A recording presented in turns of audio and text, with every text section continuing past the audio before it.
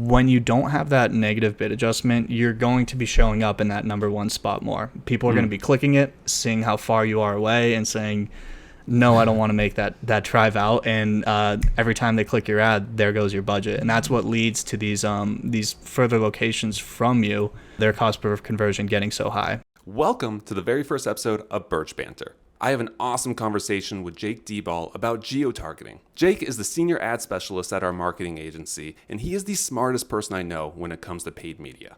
This conversation is weedsy, we're in an ad account the entire time, and there's some awesome information in here. Just so we're on the same page going into this conversation, geotargeting is the mechanism we use to specifically send our ads to only certain places in cities, states, regions, countries. It used to be as easy as just punching in an address and then going, okay, 15 miles around this particular spot, we draw a beautiful circle. It's not really how it works anymore. That option's still there, but boy, do you need a better system than that. If you like this conversation or got anything out of it, please consider giving us a comment, like, follow, wherever you're watching this. Without further ado, we hope you enjoy. How you doing, Jake? Doing pretty good. I'm honored to be a part of the first Birch Banter podcast, so here we are. So tell me about geographic targeting and what kind of circle are we drawing around these escape rooms in Google Ads?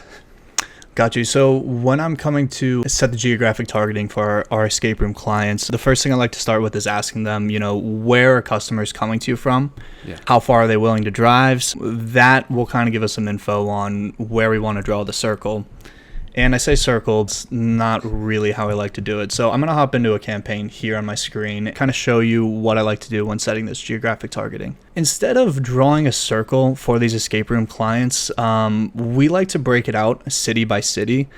This way we kind of get more detailed data on where their conversions are happening. And I'll show you why this is important in a second. But first off, just looking at some of this data, our escape room is located in South Scottsdale, which kind of is bordering Phoenix and Tempe. Client himself, he kind of detailed to me that we have people coming all the way from out here in Queen Creek.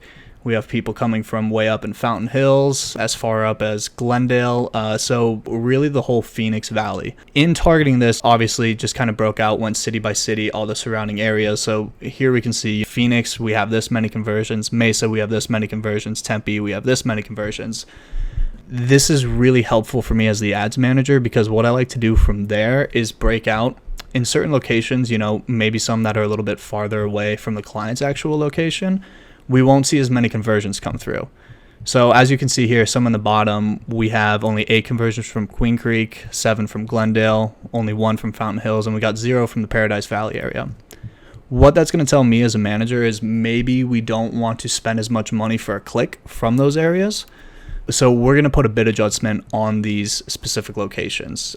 This is going to tell Google we're not willing to pay the full price for a click in Queen Creek as we are in Phoenix. For some of these lower performing locations, I'll go ahead and put in a negative bid adjustment, kind of just based on my gut feeling on how well we're going to convert. So as you can see here, let's see, I have a negative 20% bid adjustment for Queen Creek, negative 30 for Glendale, and then I have a negative 40% for Fountain Hills and Paradise Valley. This is telling them we're willing to spend 40% less for a click from these locations than we are from our typical locations. Now, do you start out with these adjustments right away? How do you get to the adjustments? No, so how we're going to start is we are just going to go ahead and target all of the locations that customers can be coming from. And then once we gather a couple months of data, really enough conversions to show us like, we have 52 in Phoenix, but we have 1 in Fountain Hills. That's a pretty clear sign that people aren't converting from Fountain Hills. Sure, less people are clicking.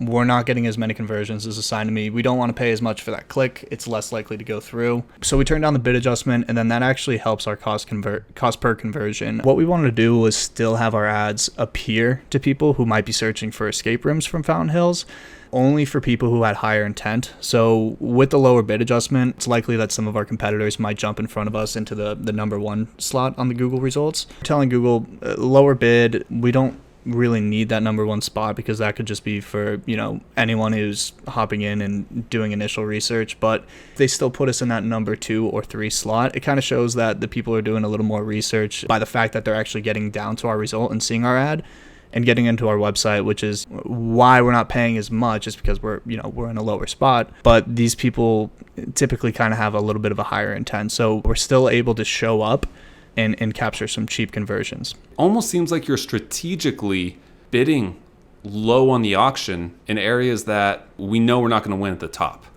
So all of a sudden we got that crazy conversion number. How much money did we spend? Does it show here? Yeah, $9.18 total. Mm-hmm. That's total for an awesome conversion. So you're like strategically placing yourself down on the auction to really stretch the budget and give us an amazing ROI. Again, if we're making like $150 off of $9 of ad spend, that really helps the numbers, doesn't it? Yeah, definitely. And like a way to think about it is like this. If somebody is going to go on Google, search for an escape room and book from the first ad they click, if they're not, really trying to do in-depth research to see who might have the best experience in their escape room or anything like that, they're kind of just going to want to go to the place that's closest to them. So if somebody from Fountain Hills, which, if we look up at our map, Fountain Hills is up in the northeast corner of Phoenix area, and we're kind of down towards the central here in the Scottsdale, Phoenix location, pretty far away. There's going to be, a few escape rooms that are a little bit closer to them. So if we show up in that first location and somebody is going to hop on and book on the first thing they click, that type of person isn't the one that's going to book with us because they just are looking for something close rather than the best experience that is offered around. What would be the metric that would really cause you to turn down the bid adjustment on one of these cities? Let's say you were just doing really well. You have these 200 clicks and you're getting some conversions. What metric has to tank for you to say, okay, let's turn this back down?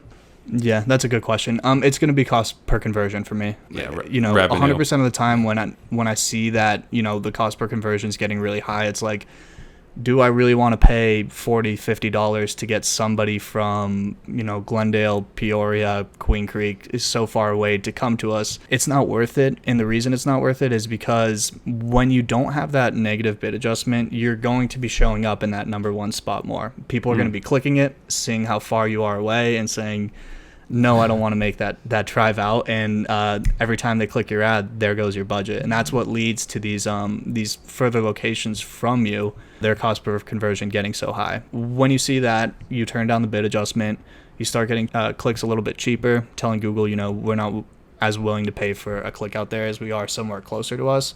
And that will really help you bring down your cost per conversion. When will you go from just turning down the bid adjustment to just turning off the city or geographic region entirely? I would say if you have already set a negative bid adjustment and you're continuing to spend a lot of money without conversion. So if we could see here, the date range I have selected from here is pretty vast. I mean, August 1st through today, November 29th. We can look at some of these lower ones like here, Paradise Valley. Sure, we have no conversions, but we've only spent $4.88. So it's worth it to still kind of be in the mix, and maybe every once in a while we'll pop up there. And I'm sure we do get conversions from Paradise Valley every once in a while outside of this window. But if I see this number go up to like maybe $50 to $100 spent or so, and we don't get a single conversion, maybe it's time to ditch that location entirely. Yeah, that makes sense. And you emphasizing the date range here actually makes these numbers look a little different in my eyes. I mean, 9 clicks over how many months is that? 4 months? 5 months? Somewhere around there? Yeah, about 4 months. Yeah. It's almost like someone keeps searching for the escape rooms over and over again, and Google's like, I got no one left to show you. But these guys are actually like, they're willing to pay still, or we have nothing left. Sure. And then that person in Fountain Hills is like, oh my gosh, let me ask you this. Do you ever go upwards in your bid adjustment? Looks like we only have no bid adjustments or negative in this account. And any reason to go upwards? Yeah, I will go upwards if I see that one location is significantly outperforming the others. In this case, Phoenix might be a good candidate to pay a little more per click, but that will pretty much just tell Google, put me in a higher spot. But when we are getting this many conversions anyways and such a high conversion rate, our conversion value for, $52 or 52.4 conversions, like you said, $150 or so per conversion, we're at a very good spot, and raising that bid adjustment might just kind of bump up our cost per conversion and turn down the amount of return on the ad spend that we're actually getting from that specific location. Just so I understand here, we would just end up being in the number one spot on the first 2 or 3 ads more frequently, but then we're kind of taking away some of the work of our ad copy at that point. Our ad copy still correct. works at number 2, so we don't need to pay more. if the copy's good enough to get them through, unless it maybe needs that boost. Is that right?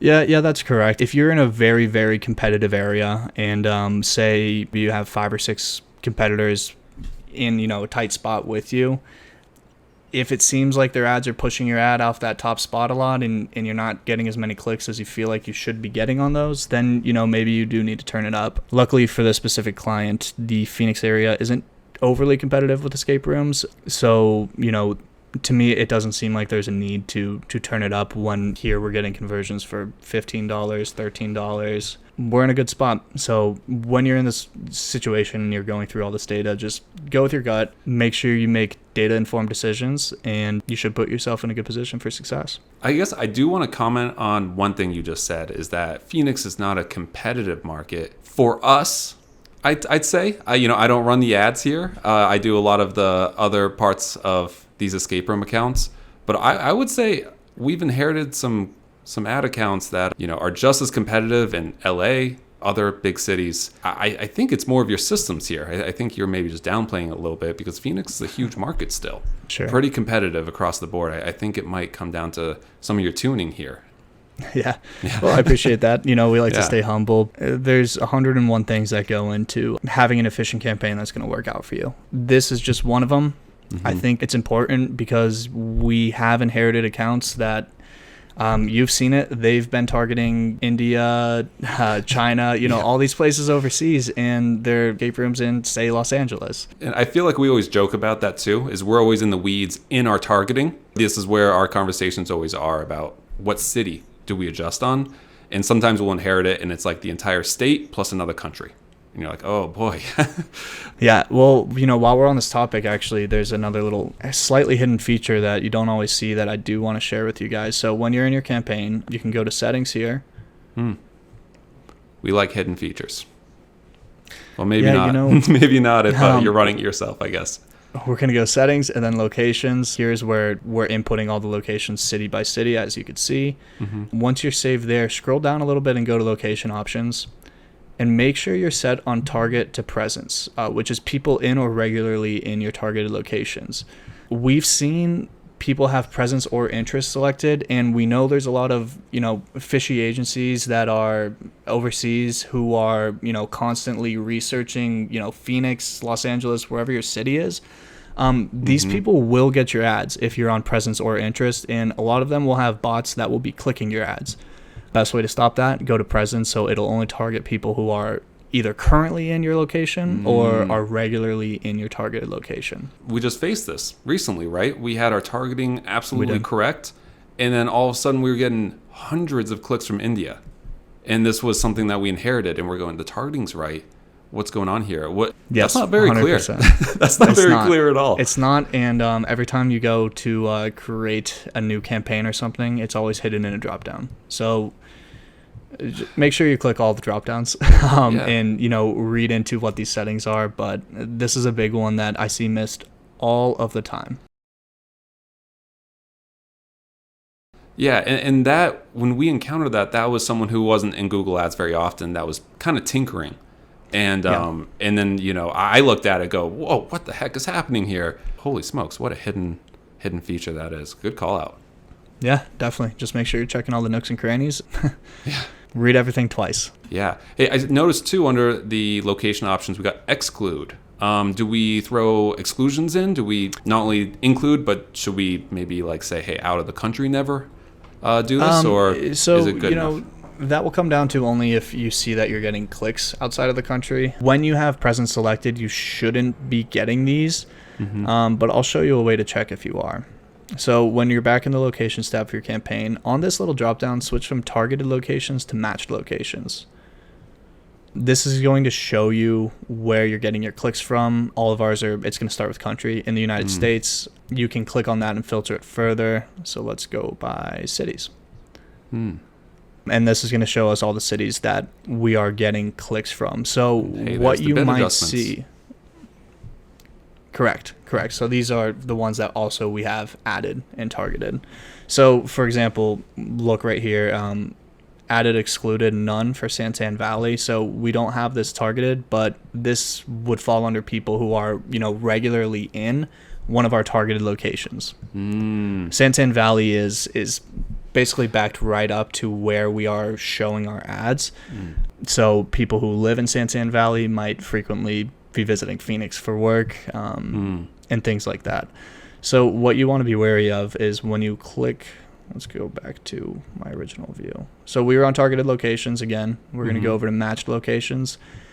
When you're in the country view right here, if you start seeing things that aren't in the United States, or, say your location's in Canada, not in Canada, anywhere where you don't want people clicking your ads, that is a, red flag sign that you need to come to settings, locations, and then I'll give you an example of actually how to do this. We'll go to advanced search.